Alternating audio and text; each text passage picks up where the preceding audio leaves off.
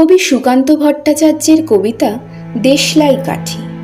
আমি একটা ছোট্ট দেশলাইয়ের কাঠি, এত নগণ্য হয়তো চোখেও পড়ি না, তবু যেন মুখে আমার উসখুস করছে বারুদ, বুকে আমার জ্বলে উঠবার দুরন্ত উচ্ছ্বাস। আমি একটা দেশলাইয়ের কাঠি। মনে আছে সেদিন হুলস্থুল বেঁধেছিল, ঘরের কোণে জ্বলে উঠেছিল আগুন, আমাকে অবজ্ঞা ভরে না নিভিয়ে ছুঁড়ে ফেলায়।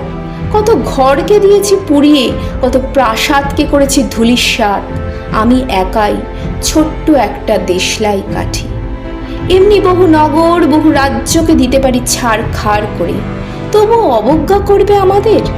মনে নেই এই সেদিন আমরা সবাই জ্বলে উঠেছিলাম একই বাক্সে, চমকে উঠেছিলে। আমরা শুনেছিলাম তোমাদের বিবর্ণ মুখের আর্তনাদ।